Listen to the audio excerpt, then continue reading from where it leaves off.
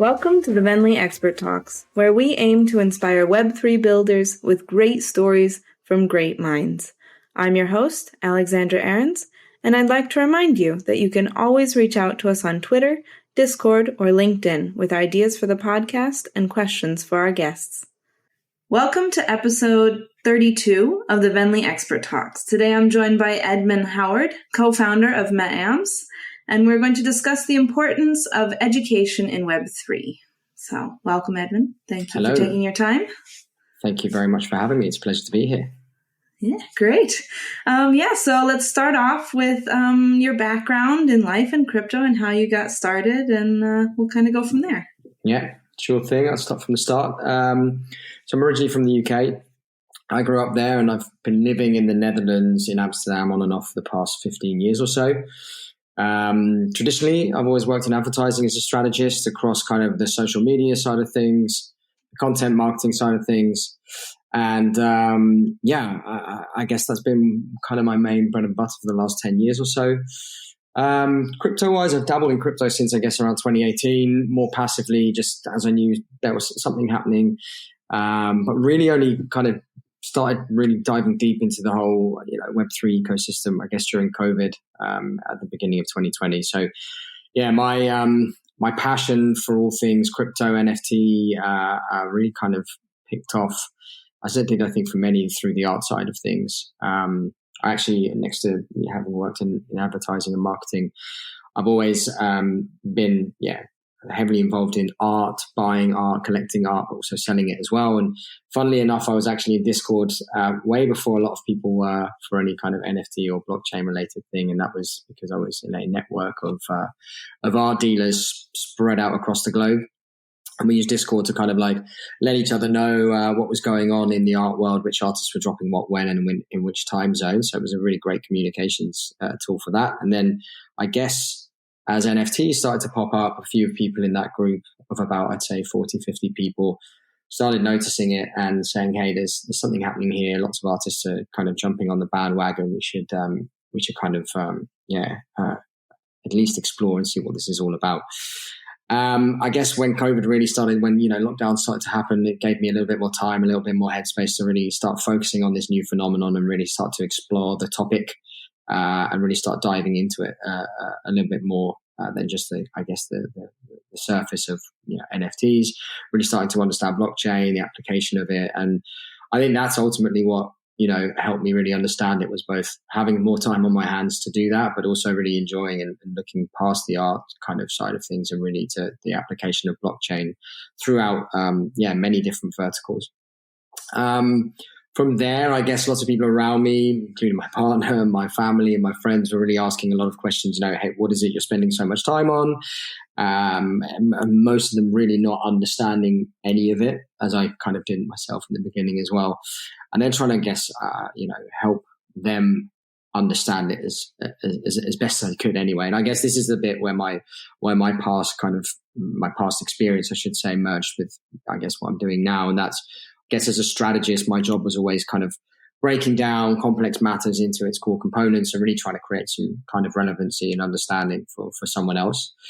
So from there, I kind of used that mindset to create guides, presentations, any kind of learning materials that I could to help people within my immediate circle. So beyond that, to understand Web3, to really help them understand it in its simplest form, I guess. And then, I did that online, shared a lot on LinkedIn, created a really kind of a massive network of people spanning the whole Web3 ecosystem, from, developers to artists, you name it, app developers, and really building that kind of community, that network of my own. I guess I think also just because of how early it still is, without sounding too cliche, I think the community in itself, generally speaking, does know each other. It's very tight knit, and it's also very open to meeting new people. So I think that really helped accelerate that. And I guess from there, it's brought me to where I am today and building up MET AMS and doing all the fun stuff that I'm doing within this exciting space. That's awesome. You came to the education portion very, very naturally then, it sounds like. That's cool. Yeah, absolutely. Yeah, I think it just felt quite native, as I said, quite relevant to what I'd done in the past. And I think for me, it was quite obvious that was the biggest job to be done there as well. Good. Can I ask, what is the kind of use case or industry or something that you're most excited about in Web3? Well, yeah, I mean, without sounding like a broken record player, I think education itself. Yeah. So obviously less educating people, but more within, I guess, a sector that I think is quite renowned for being quite outdated and struggling to modernize a lot. There's e-learning platforms that are struggling to really understand how they can fund themselves or create revenue streams. But then there's also an institutional level. There's universities. There's different kind of institutions that have a hard time cooperating with each other, at a student level, but at an institutional level as well. And I think there's a real efficiency that can be made within the education sector in particular that I think could really, really be revolutionized through tokenization and blockchain. So I think that for me is the number one. And there are some other really cool use cases I've seen within stuff like real estate and the automotive sector as well that I'm very, very keen on exploring even more and seeing where that leads to. But yeah, I think education for me as a societal impact thing, I think it's got a lot of scope to go places. Definitely. Should we kind of watch out for that being your next big project then? I try and find the best way in. Well, funnily enough, my mum works in education. She works for Pearson, which is a big publisher, and she's always sat on the e-learning side of stuff, which is also, I think, been a lot of inspiration for me to think about kind of the challenges she's bumped into. So maybe that's one avenue of getting in there and seeing how we can collaborate, maybe a mother-son collaboration on the horizon. Oh, sweet. Cool. Yeah, good. So then let's talk a little bit about MET AMS, because that was huge. I was there. It was fun. Awesome. But it was more than just fun. So can you maybe walk me through how you came up with the idea? I mean, obviously the educational portion, and really why MET AMS? Why did you feel like that was something that needed to happen? Yeah, sure. I think here again, the education thing came along the way. I don't think that was from day one, like, hey, we need to educate everyone. I think it just along the way seemed like the most logical path to helping more people understand this space. So I guess to start again from the start here, it came about with me. I have a consultancy, it's called Gen 3, and it's really helping brands, businesses, and also agencies understand the world of Web3. So again, taking my marketing background and really helping brands kind of navigate this space.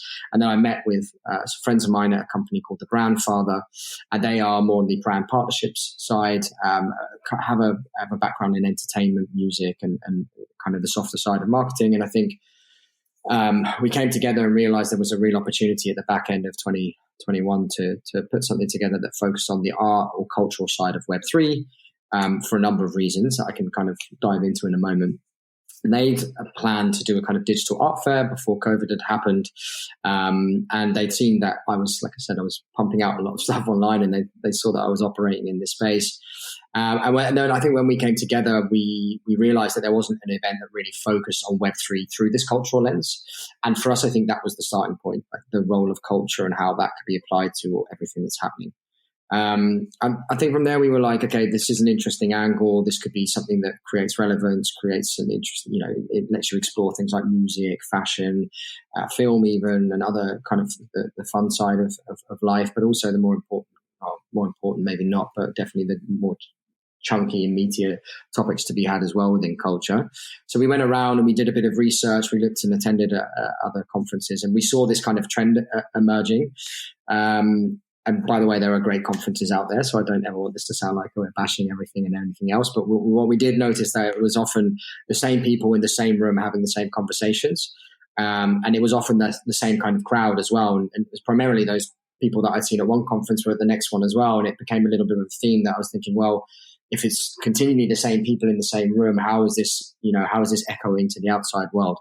I think on top of that, for us as well, we noticed that basically anywhere upwards of 80-90% of the audience were white male. And it kind of felt like a lot of the ways that these kind of conferences were positioning themselves was very corporate and very almost stale in some aspects as well. And I think with anything, especially now post-COVID, people want to come together, they want to have fun, they want to connect. And I think that was missing a little bit as well. So I think from there, we really realized that there was an opportunity to reach a broader audience, a more diverse and inclusive audience as well, from both the attendees, the speakers as well, and also creating a brand that felt more approachable and inviting by default, that would hopefully have a bit of a knock-on effect and influence then who would turn up at your conference as well. And I think those are the kind of main elements. So I guess in summary, kind of like it had to be fun, inviting, branding. It had to have kind of comms or a positioning that appealed to both Web3 natives, but also people outside of that sphere. Education, we saw, needed to really sit at the heart of everything, because there was a narrative too much on the monetary side of things and less on the tech side of things that really is the future of all of this. And I think for us, it needed to be, just needed to really hone in on the value of Web3, of NFTs, of blockchain, of all those subjects that people are talking about, to more use case and value-driven kind of examples, as opposed to just the monetary side of things. So it's a bit of a long-winded answer, but it kind of gives you an idea of how we got there. No, that's great. Yeah. And if I'm not mistaken, you planned the whole thing in 6 months. Was there a reason behind that it had to be such a quick turnaround?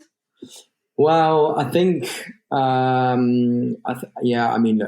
eventually, and I guess fundamentally, the reason we did it so quickly is we wanted a first mover advantage. I think we felt that what we were doing was unique. And I think there were already, in pockets of communities I were in, there were already talks of, similar events happening in Amsterdam, and, kind of veering into what we wanted to do. And it kind of felt like the market was doing really great at that time, and everything was pumping and everyone was having a great time. So it was like, okay, let's just do it. Okay. I think if you look at now the scale of what we did versus, and 6 months, we would have, I don't think we would have done it just because it's bonkers, but I think our starting point was much smaller, and it kind of naturally evolved from there. So I think because we started off smaller and it ended up exploding, that made it kind of like achievable in 6 months. But then this roller coaster we jumped on just kind of took it from there. As these things do, I think. Yeah. Yeah. All right. Then I guess kind of the last little bit about MET AMS specifically. What are some things you learned, and how do you plan to improve in the future? There's lots of learnings. I think in year one as well, there's always, you don't quite know what you're in for until you've done it, right? So there's lots of stuff that maybe in our heads we were like, oh, that's the perfect way of doing it. Whereas in hindsight, we would do that differently. I don't think there are many big things that we would change that would maybe noticed by the audience, but maybe just behind the scenes stuff. But I think more holistically, the most important thing that we learned is that this idea of community it's not just a buzzword. I think it's something that's mentioned continually and all the time, and community this and community that, and it's all about the community. And I think MET AMS really showed that it really is about the community. I mean, it brought so many different people from different walks of life. I think many of whom will also tell you that they've made friends for life during MET AMS, or at least really good friends that they're staying in touch with. Just seeing that unfold both at the event but also post-event is, for us as organizers, it's the most incredible and inspiring thing to see. So, I mean, that harnessing that is going to be crucial to any success we have in the future. Secondly, I think it's important to understand, and there's a lot of kind of, it's a topic in and of itself, but I really think that you can create an environment that by, through its narrative feels more diverse and inclusive, and then therefore has a knock-on effect of really, people turning up who are more diverse and inclusive. And I think some people will point fingers and go, no, it's, there's a reason that more men are in this than women, which I don't think is true. I think there's always just been it's been a slightly more male-dominated industry for many reasons. There's some cultural aspects to it that are less nice, that are less inviting to women. I think if you just take those things into account, and as an organizer of a content, I think of a conference, I think it's really, it really is possible to drive that home and get the diversity up to where it should be. And I think for that, we were really delighted to see such a diverse audience. We had, I think it was about 42% women in our audience, which I think in this space and in the tech space, impressive. Yeah, it's really, it's not heard of, and you can only control that to a certain degree. But it's great to see that really kind of turned and showed up at the event as well. I think also, the cultural aspect for us was important, and we really, like I said, we were driving that home from day one. And I think that's something we can push even harder in the coming years. I think the fundamental idea of culture creating relevance, and relevance creating some kind of familiarity, is really something that's going to help towards mass adoption. So I think in that sense, I think driving that home and harnessing that even more is going to be crucial to our success. I think, obviously we had a chat last week as well, Alex, about just your guys' experience at the event. You're a brilliant sponsor of ours as well. So thanks. Also, on a side note, thanks for that. Thanks. No, it really does mean a lot, and especially in the first year, we're really dependent on great partners like yourself. So thanks for that. But we were talking about networking and bringing people together even more. We had a brilliant app this year, Brella, which was really great as a starting point to get people talking and meeting and having a space to basically arrange networking outside of just walking around randomly at the conference and tapping on people's shoulders. Also for sponsors and stuff like that. I think that's something that we can bring to a next level next year as well. And I think that's something that really is going to really drive and empower that community even more and even more. And I guess, from the content side of things, I think we had an approach that this year showed a little bit more, quick fire, snappy content that had a lot of breadth. But I think next time we want to keep that format, but have an extra space where we can dive into topics a little bit deeper, have longer sessions about specific things that maybe go into the more technical aspects, or maybe the policy aspects that are, that warrant just a little bit more time. So I think those things are going to be important for us. And I think lastly, also more side events and smaller events, and really bringing the MET AMS culture and MET AMS spirit alive throughout the city, throughout the days, is going to be really important to making it feel even more special. So I'd say those are the main learnings and things for next time. Yeah. On that sort of note, is that kind of a lesson that we can apply to all education, especially about Web3, where when you try to hit everybody at once, it doesn't maybe always land, and so it's better to do kind of a focused situation? Yeah, I think so. And I mean, I think we always started with culture as a starting point, and I think that is broadly applicable to everyone. But I think what worked for us, and I think, I don't know, we've heard a lot about bigger conferences, and especially NFT NYC, for example, where there was lots and lots and lots and lots of people. Having smaller, intimate audiences and doing it slightly more focused, I think, one, felt a little bit more special, but also two, meant that the connections that were made were genuine. I think people had just more time to speak to people and to really have those conversations that at this stage of where we're at with Web3, with everything, it's really important that, those connections are being made and those conversations are being had. So I think in that sense, the size and the scale of it's definitely not something that we're going to want to see explode over the next few years either. That's something we want to keep quite focused and contained as well. So, see where that takes us. Smart. Good. And obviously, I think, a live event is definitely important to you. How important are live events in general to education within Web3, do you feel? I think ultimately a live event is, it's somewhere where human connections are made. I think there's a lot of value and a lot of value to be found in digital connections, in digital environments, in digital meeting spaces. But in the same way that we all got kind of sick of staring at Google and Zoom during Corona, I think we were all craving this kind of in real life connection, in real life meetup, because I think we as individuals, as humans, need that to thrive. So I think we like to see MET AMS as the kind of that peak, that moment in the year where people can come together, where people can talk about stuff in person and build those true real life connections that they can take away the rest of the year and build on digitally, no matter where they are in the world. But really I think having a physical space to go to really brings that relationship and that kind of connection to a more meaningful level. That's what we believe, at least. Mm-hmm. Mm-hmm. Good. Then I'm going to kind of move us into the education topic in a really big way.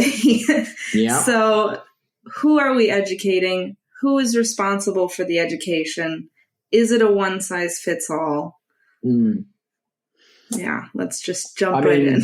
Yeah, it's a big question, right? It's a big topic because there are many ways of exploring it. I think as early adopters of any new technology, it's vital that whatever we do, as people who do understand it, or maybe understand it not in its entirety, but more so than others, it's vital that whatever we do, we try and do it in a welcoming tone and with an inclusive mindset. And I think it's easy from both sides of the net to become hostile and maybe a little bit ignorant to things that, you don't know, because I think people inherently don't like change. Or besides this, people often might shut down when they can't grasp things quickly or apply it instantly to their own lives and how it might affect them as individuals. And I think the reality is that Web3 has the potential to impact everyone's lives in the future. It's just about how we show people that and in what way.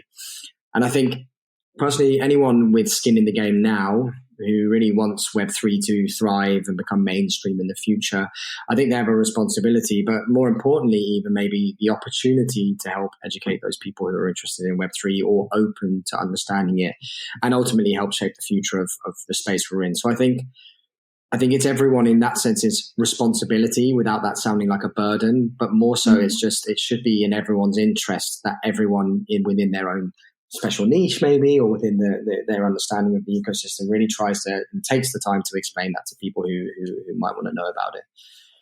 And I don't think in that sense that there's a specific target audience at the moment, though I do think it's a combination of top down and bottom up, that approach that's really needed for this to become mainstream.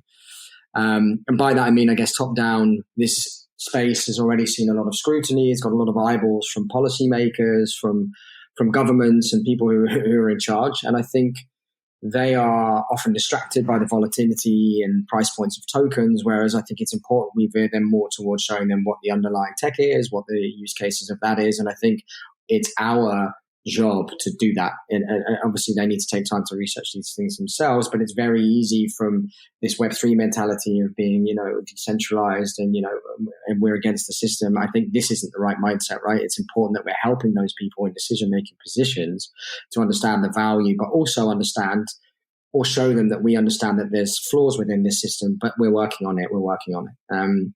I think that's super interesting and really important. I was at an event recently in Utrecht, and it was really encouraging to see someone from the European Parliament there. They're working on MiCA at the moment, and they were there to explain their methodology. They were there to show what they're reforming, how they're reforming it. And, initially I remember just thinking, oh, here we go, another policymaker. And I left the room thinking to myself, well, this is super insightful, because now I'm getting an idea at least of what their thoughts are, the things they're bumping into. And now hopefully I can go away and think about how I can help them solve those problems, as opposed to just, going, Okay, so you left the room after they talked. I did, yes. Okay. I did. And it was funny, it was a good mix of European legislators, a European legislator. There was a local Dutch politician who was a massive maxi, and it was interesting to hear them talk from both sides of the spectrums and find some common ground as well. And I think that's ultimately what's needed, right? It's common ground. And we had companies like Shell as well, so from the private sector, showing how, as, again, a company that doesn't really have a great rap, but showing how they're using blockchain to basically create greater transparency and also create greater accountability when it came to their sustainability targets as well. And then you just see how actually a lot of this tech is being used in everyone's interest outside of everything we're talking about now. So I think seeing this and getting an understanding of the bigger picture, the elements of society that we have to deal with and how we have to work together and how we can best work together is crucial to any type of education, but also in any type of cooperation. So that's that side, I guess, the top down. And then on the other hand, I think we have the potential to really reach and educate many through this more grassroots approach that kind of bottom up.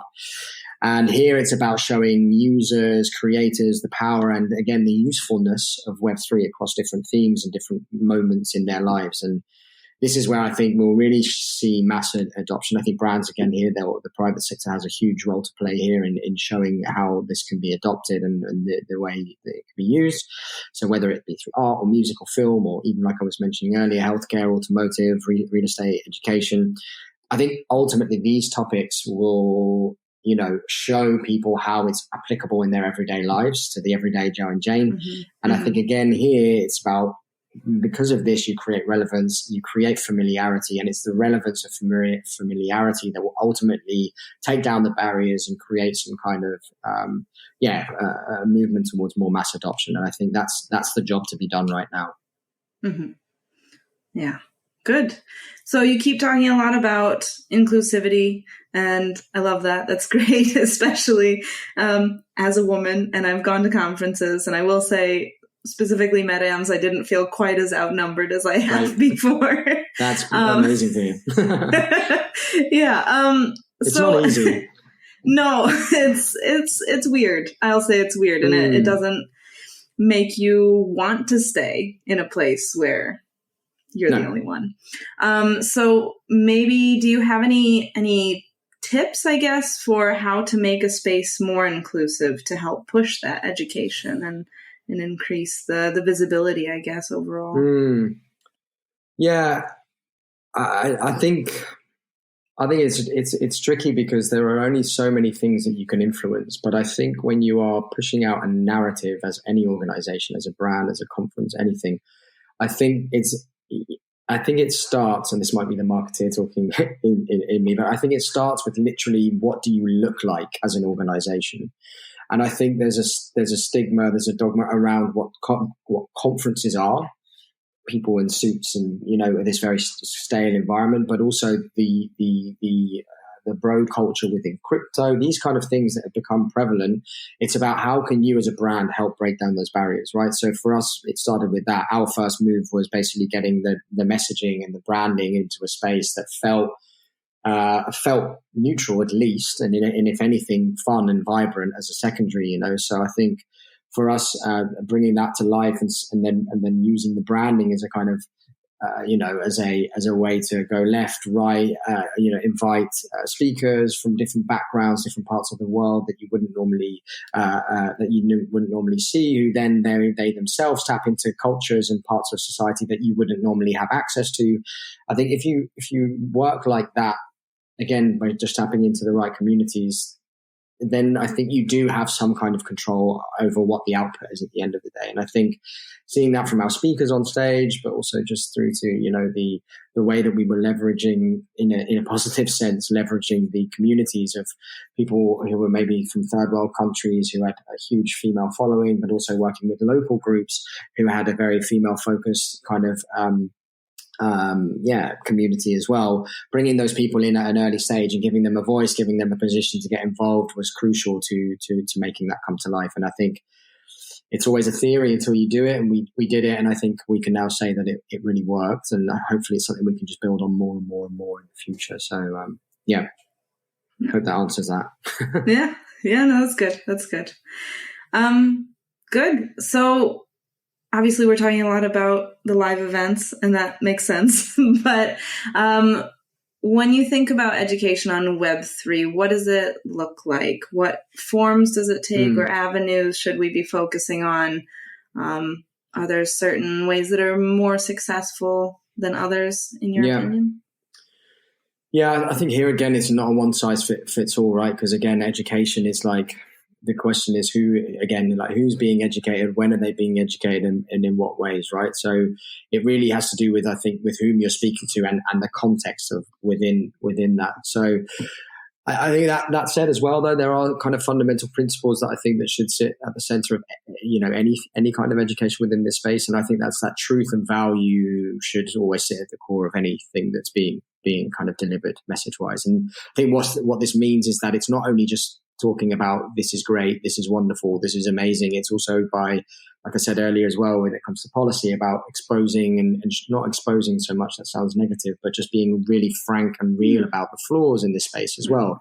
Because I think the worst thing is when you step in because everyone's hyping it up, but then you realize there's holes everywhere, then it just kind of becomes very unattractive very quickly. Whereas I think when you start from saying, hey, look, there's something really interesting happening, but then, hey, also we're working on this, whether it's UX or UI or security and all these aspects. These are things that people need to know from day one. And I think during the bull market, what for me became prevalent, or at least apparent, was there was a pretty this utopian narrative regarding Web3 being pumped out everywhere as though, like why are we even waiting anymore? And, screw you Web2 and everything Web3. And I think if I were to go by any kind of Web3 influencers, definitely on Twitter, maybe less on LinkedIn, as an outsider, I would have thought, oh, well, I've either missed the boat on this, or what the hell is this cult of people, what are they talking about? And I think the reality is somewhere in the middle, where there's, we're on the cusp of something exciting.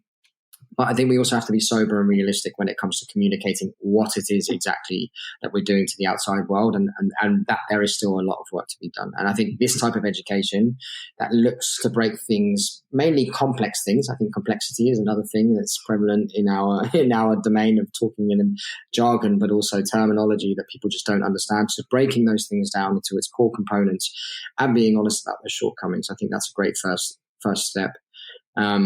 And I think another thing, and it might be more metaverse term specific and as an overarching theme, is that I think we need to be a little clear about what it is we're communicating when we talk about the metaverse, because this term has become a bit of an all-encompassing term for anything and everything digital, whether it's Second Life from all those years ago, or some people are talking about Fortnite and other people are talking about the Matrix. It's a loaded term with lots of different connotations and means lots of different things for different people. And I think, again, they're also breaking it down. A lot of people don't understand even the difference outside. They don't understand the difference between an open and a closed metaverse, for example. Or lots of people would preach that an NFT can basically be the solution to everything, and it will all be fine as long as everything's an NFT, when that's obviously not the case. So it becomes a little bit more confusing if that's if we're shoving all of that stuff into one corner and going, this is it. I think that we just need to be a little bit more focused and clearer in what we communicate. And then again, obviously the question at the end of the day is then, how do we communicate that most effectively as well? And how do we deliver that to the people? And I think, again, here, obviously it depends on whom you're speaking to. So if you're speaking to a brand, it might be breaking down some of the misconceptions and then helping brand managers or marketeers to really understand the way that all of this technology is applicable to them, their teams, their product. So working sessions might be a great way of educating. But for a younger audience, it might be video content that's a more effective way of educating, and then working with native Web2 social platforms to help bridge that gap and, bringing them in on that way. So I think, there's many different facets to it. There's, clearing it all up, making it simpler for people to understand, and also just leveraging the kind of different communications methods that we have at our fingertips towards the right audience. Yeah, I find it interesting that you bring up the difference in communication and education styles from, the bull to bear markets. Even thinking about the conversations I've had on Expert Talks here between a few months ago to now, it's exactly as you said. Before it was this utopia, and now it's just be honest, just be genuine. Do you think, I guess, on that same vein, that there are better types of education for a bear market, or is it just come down to what you're communicating? I think the key is that you want some kind of consistency, right? And we shouldn't be having to change our narrative based on the good times and the bad. Of course, slightly, yes, but it shouldn't be as volatile as the price of a token, right? It can't be all up one day and all down the next day. And I think the key here is about finding a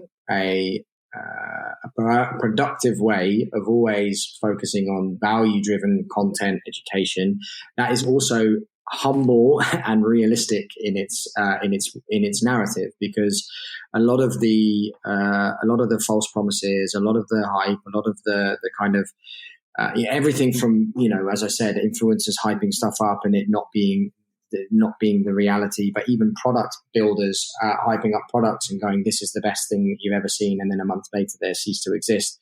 I think it's natural, it's part of market cycles, but I think the winner will be one who steers somewhere in the middle and sees the upsides, but again, can also really see the downside. I think now in a bear market, we're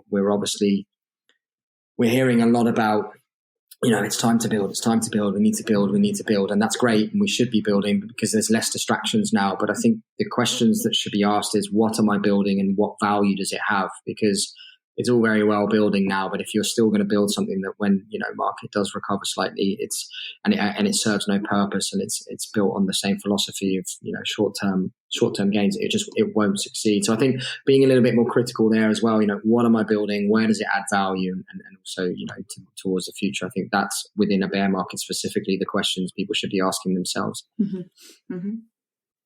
Yeah. So with that, with these kind of up and coming projects, especially that are building right now, as they're building, how heavily do they need to focus on education with their with their project as a whole and as their marketing or whatever they're doing? I think their success depends on it, right? So I think I'm not saying everyone should go out there and spend 50% of the time building a product and 50% on educating. I don't think that's quite how it works. I think now, though, amidst all the calm, we have an opportunity to gather our thoughts and then explain to people what we're doing. Whereas now it was, quite hype driven. It was very short-term thinking. Now people have got to go back to the drawing board and think about what their app, metaverse world, their product is going to look like, not in the next 6 months, but also in the next 2 years and beyond that. And I think to survive that, they'll need to be able to convince investors. They'll need to be able to convince future product buyers. They'll need to be able to convince people who are buying their products at scale at the management level. So I think it's only in their own interest to start focusing on what that means for their audience. So it might be the idea and the use of a metaverse world as a functional tool for bringing people together at corporations around the world to create environments in which they're far more productive than a Zoom call, for example. But then it's now about showing them how that happens and what the UX and what the UI needs to be and why it's better and all of these kind of things, and why does it need to exist as a decentralized version versus a centralized version. And I think these are the things now that we have a bit more breathing room that can be the focus of any app builder, product builder, artist, anyone building in this space, genuinely building in this space to focus on now. And I guess to that, in that sense, marketing plays a role because it's about what you're communicating and to whom you're communicating it. And I think that a bit of time spent on that will really help benefit anyone building in this current climate. Yeah. Good. I'm gonna kind of circle back a little bit to something you said earlier, which is that we need to shift Web3 from being very focused on the financial and coin prices and all of this to being more about exploration and the impact of what we can do with it, right? So what can we do to help bring down those entry barriers for brands and individuals that can help with that sort of growth rather than just focusing on financial? I think a lot of it is to shift the linguistics as well. I think we've gone through a phase now where NFTs and a lot of the words that we're using and throwing out, they've almost passed their sell-by date before they've even copped on, which is somewhat a shame. But I think there's sexier words than NFT to basically describe something digital ownership. I think one, it's to start using lingo language that feels familiar again there, and is also straight away applicable to. So let's say a brand wants to create and engage with their customer and consumer in a new and an innovative way.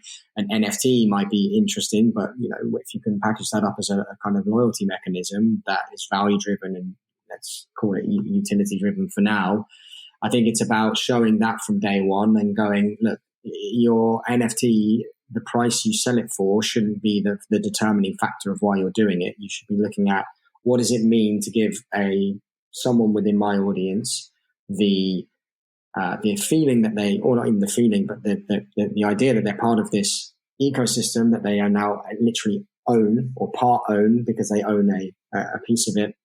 They have a say in the matter. It doesn't have to be high level. It can be very low level, but you can still make people feel that they're inherently part of a community. Like, what does that mean for the brand? How can a brand leverage that? What does it mean for e-commerce in the future? And I think when you start to explain and show, within the context of what brands are working on now, how it can elevate that and create even stronger and more meaningful connections, then I think that's the way you kind of bring and bridge that Web 2 to Web 3 gap. I think as long as we're still talking about tokens and, the idea of an NFT, which has now been tainted with this thing that you have to flip to make money. I think as long as we're talking about it in that way, it's always going to have a negative association to it. And I think also, you just want to give people the idea as a brand that you're doing something not to make a quick buck as a brand, but to really drive value to them as an audience or as a fan. So yeah, I think creating relevance in that way and really taking the time also as a brand to really explore what this new domain means for you and work out specifically how your brand can do something within that field, that's really going to help kind of steer it in the right direction. Yeah, that's interesting. I don't hear a lot of people talk about the linguistics of it. Maybe it's just the marketing background, but I think that's also, very important. Yeah, I mean, it's not everything, right? I mean, well, it's not everything, but I think it's an important one just because we have to be frank about the past year. And there's going to be, if we keep talking about NFTs the same way we've been talking about NFTs, whereas there's actually a much more interesting wider topic to be had around digital ownership, then I think we're limiting ourselves. So I think, language plays a huge role in that. And I think that could be a great way to help bring in brands. Definitely. Good. So could you maybe give me a couple examples of maybe projects or brands or something in the Web3 space that is doing really well with educating? I think, to be honest, I haven't seen much from brands on educating for Web3 in its entirety. I think Doodles has done a great job in bridging, for example, the native Web3 branding to a Web3 audience by creating an entertainment brand and bringing in, familiar faces, and structuring their organization as a company, as all NFT projects should. I think that's super interesting to observe as an outsider and I'll start to understand how it might work. I think what's been interesting for the recent drop that Phonex did of these 3D files has been pretty interesting for those within the space looking to explore a little bit more how their avatars might be used in the future in different worlds and how they themselves can become creators and have the full licensing on that avatar, which is obviously something that sits at the heart of Web3. Those are interesting use cases. I don't know if it's in a brand's. I don't know if it's it's definitely in their interest, but I don't know if it's their main focus right now is to educate the masses on Web3 rather than to explore, as an early adopter should and would, explore a little bit first on how this would become relevant. Brands are always a little apprehensive to go all out. I mean, we've had Nike and we've had Adidas. We've seen them kind of lead the charge. We've seen brands do it poorly, like Pepsi, who just really missed the mark. Budweiser, who did a pretty shocking job as well, if you ask me. And I think there's a apprehension from most brands in the middle to go all out and kind of like go, okay, we're doing this now and we're doing a lot of it. So I think now we'll see brands test the waters a little bit. And then it'll be interesting to see how they package it and then maybe even just, as I said, use different language to get more people on board and bring them into this space as opposed to trying to teach them exactly how a blockchain works and exactly how the kind of nitty gritty things work. I think for them, it's about creating a user experience eventually that's not going to deter someone from using a digital asset that's linked to their brand, but more make it very intuitive and make it feel easy. So I think, again, it'll be a combination of linguistics on top of just, taking it easy and not going all in. Yeah. I want to drill down on that point a little bit. So with not teaching people everything about blockchain and NFTs, like where is the line for education and what kind of, where do we want to direct that education, I guess? Again, I think it's here. It's the kind of it kind of also it's to what degree do people need to know about the ins and outs of the technology that things are being built on. So for me, for example, I don't really understand the mechanics of why when I pick up my mobile phone and I press on someone's name, it then all of a sudden, I don't know the ins and outs of the mechanics. And what I do know is that when I do it, I get someone else on the other end of the phone and that's what I wanted. And I'm like, hey, this is brilliant. And the same you might have apply the same logic and thinking to how an aeroplane works, for example. I get in it and it takes me into the sky without me understanding the laws of aerodynamics, etc. And I think it's the same with this thing. I think as long as we're creating value for the user at the end of the day, I don't think it's necessary for everyone to understand and really go into the nitty-gritty of blockchains, different layers, what different layers mean, and I think there again for builders and, when they're talking to investors and when they're talking to their consumers, they really need to just be mindful of not making people more scared and alarmed and instead focusing more on the value that they're driving at the end of the day as well. So it's a tricky one. I think, again, it really depends on who you're speaking to, but I think I'm an advocate of a lot less jargon and complicated language if it's not needed, at times it definitely is, but most of the time it isn't. Yeah, no, that's fair. So focusing on the education of how this thing is going to improve the life rather than how it works. Yeah. 100%. Yeah. Good. Maybe you could tell us, when you were first entering the Web3 space, were there certain things or certain resources that really changed your perspective or got you excited about it and that we could point our listeners to? Yeah, I mean, for me, the kind of the light bulb moment was when I mentioned it earlier there as well, when I understood the idea of digital ownership. Like, I think I was in NFT Paris in February when Yatsu from Animoca Brands, chairman of Animoca Brands, he did a keynote on what does digital ownership mean and what does that mean for the future. And I'd already had that light bulb moment just before that, but that presentation really opened my eyes up to what the relevance of it will be going forwards as we live in this kind of digital era that's only going to become more increasingly digital. So I think that for me was something that really, one, brought me into this even more and really showed me what the value, the real tangible things that can happen with this. I think, again, like someone with a marketing background, different ways of engaging with fans and customers and, having something almost in the palm of your hands, something that marketers have been trying to do for decades, which is trying to create meaningful relationships with their customers outside of just product selling.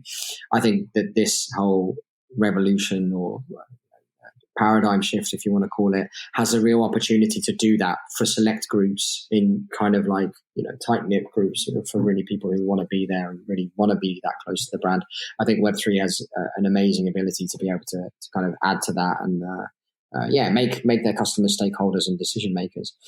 And I guess lastly, the opportunities that all of this has created for creators. And I mean, again, this is how I got into it, was the art side of things, but really seeing creators and people from around the world being exposed to different audiences, new audiences that may have been typically dominated by Western audiences, and now seeing them get into touch with other people around the world, collaborating with them in an open source way, working with brands and other projects that they would never ever have dreamed of.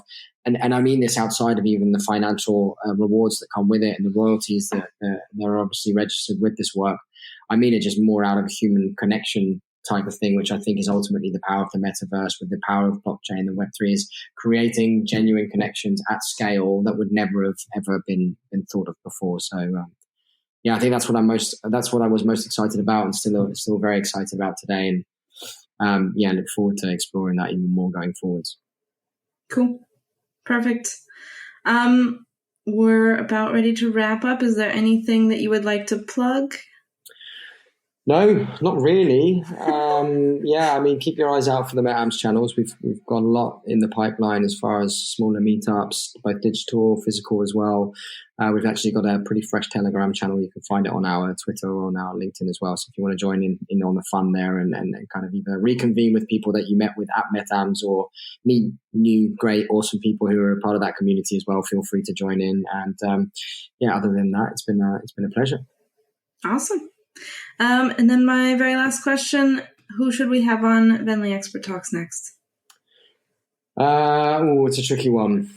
So I think you should invite Oliver Scherenberg. He is a IP and media lawyer within Web3, and he is both a fascinating man to speak with, but also extremely insightful with, again, things that people don't really consider and think about within this space, but are crucial and vital to the success of this space thriving. So shout out to him, and I would definitely invite him on as a guest. Yeah, I'd like to talk to him. Not looking forward to saying his last name, but yeah, I know it's a tricky one. Maybe just Oliver S. I don't know how he is with that. I'm sure he'd be fine with it. He's pretty easygoing. Good. All right. Well, then, thank you so much for taking your time today to speak with me. Really appreciate it. Thank you. Thank you. And can't wait for MET AMS next year. We can't either. Cheers. If you like today's episode, please rate, follow, or subscribe on whatever platform you're listening on. And if you really like our content, join our Discord community, where there's always good conversation, exciting news, and live AMAs. Thanks for listening.